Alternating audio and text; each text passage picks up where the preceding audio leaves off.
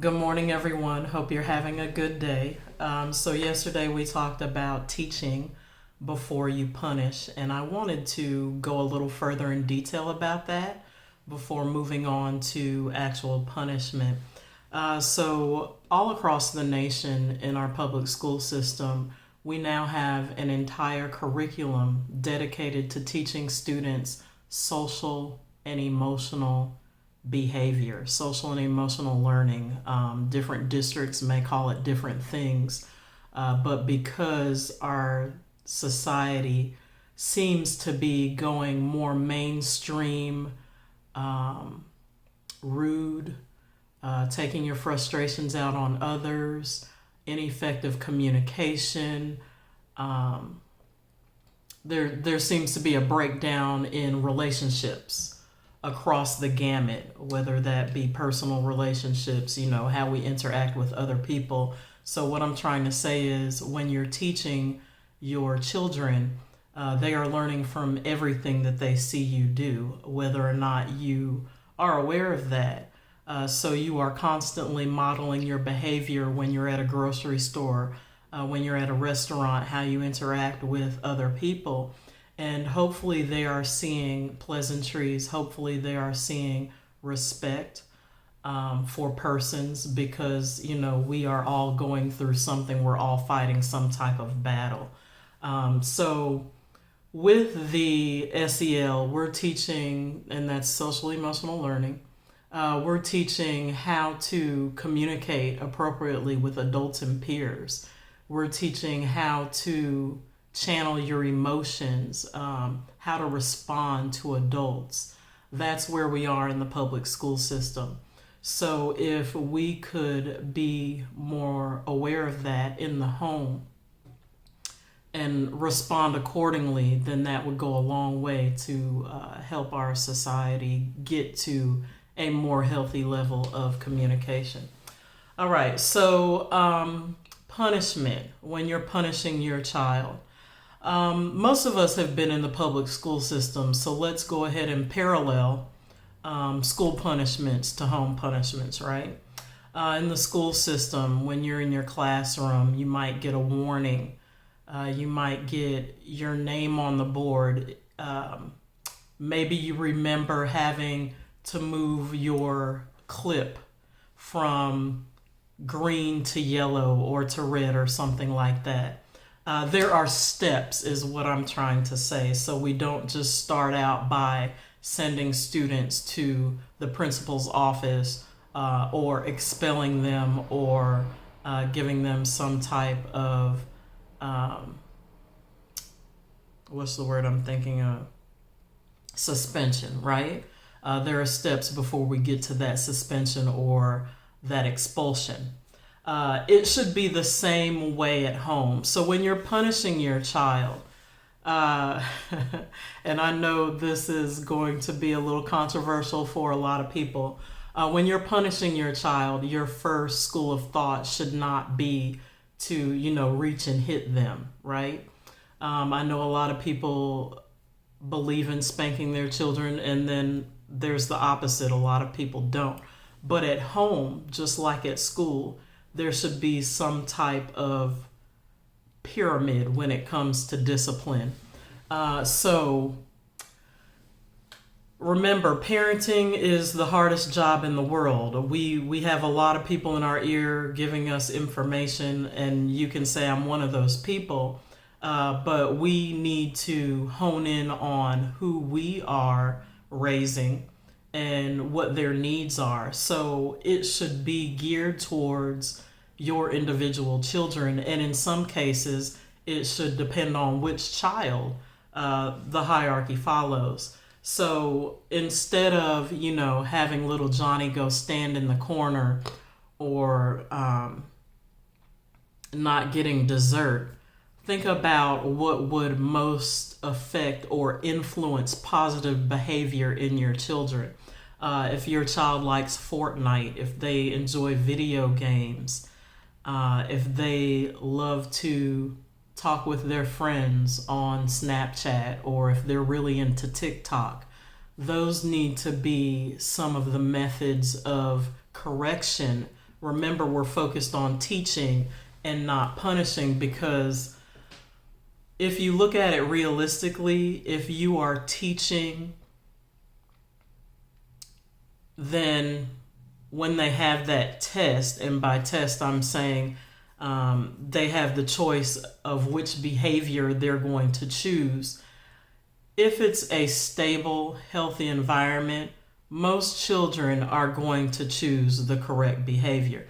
Now, listen, I have worked with some kids that, need extra everything, need extra discipline, need extra support. There are always going to be those outliers.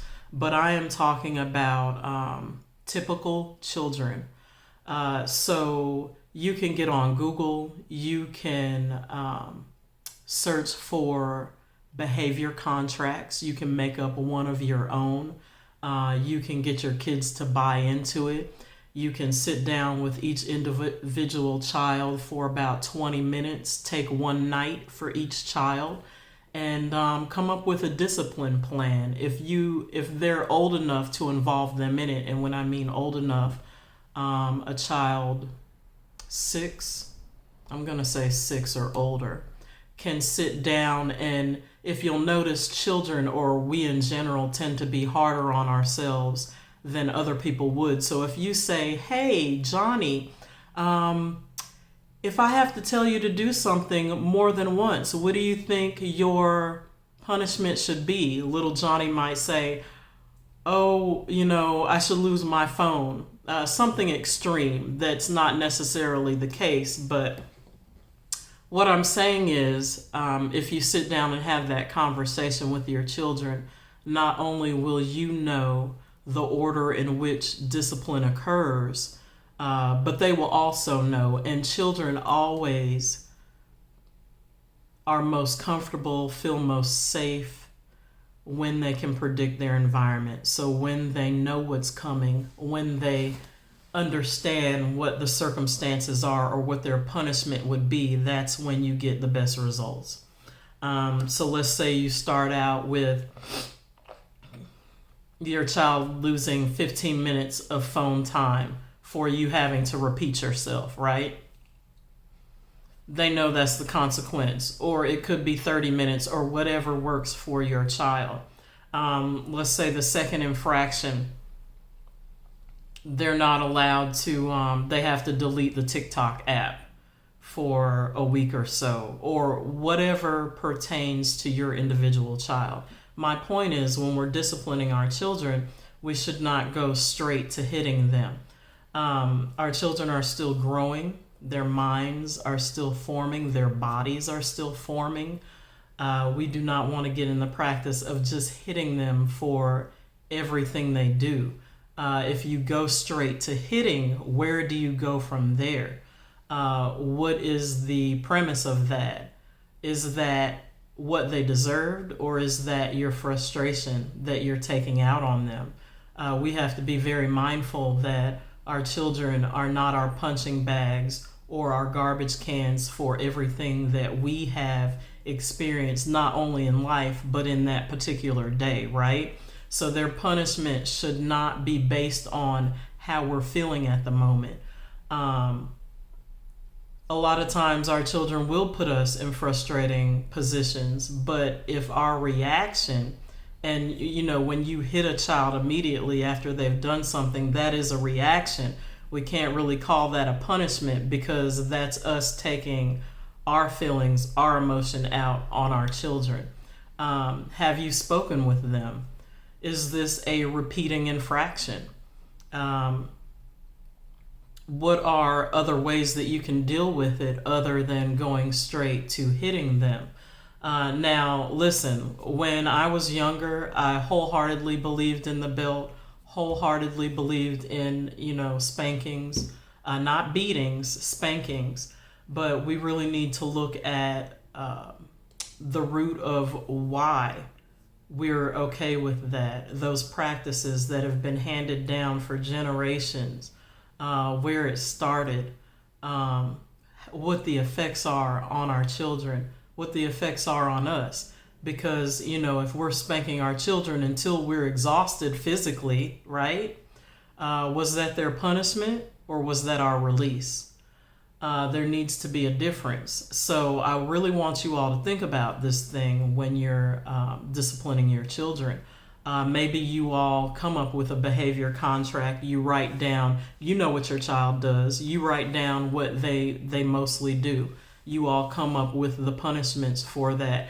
If you don't trust what they're saying, or you think that the punishments are not feasible to what their behavior was, even if you're listening to them, it goes a long way. You are opening the channels of communication. You're creating a bond with your child. You are creating trust. So involve them in that process. It's going to be beneficial to you and your child. You can even have them sign it when you come up with your behavior contract, if that's what your child needs. Put it in a frame. Go to Walmart, get a frame, put it on their wall. Put it on your wall. It will remind both of you, hey, we both agreed to this and this is what we're going to stick to. So in that way, if you do spank your child, it needs to be a last resort, because hitting your child is going to cause physical pain. It's going to cause emotional pain. It's going to have lasting effects. They don't necessarily, jump back at you when you're punishing them physically. So they tend to internalize that. Or they might talk to their friends or, write in their diary. There are extreme cases where children start hurting themselves when they don't feel safe. Hopefully that's not your issue to deal with, but just really think about what physical discipline does to a growing child. We want our children to feel as safe as possible, and let's relate it to your life, right? Most of us have jobs or careers, and a lot of us do not work for ourselves. So if we are at work, if we get there late, if we don't necessarily meet a deadline, there is a hierarchy, there's a pyramid of what happens to us. We don't go straight to getting money taken from our pay or getting fired, right? So there are discipline infractions as the behaviors get worse, the discipline gets worse. So if it's that way on your job, then hopefully you can relate that to how it should be with your child in the home.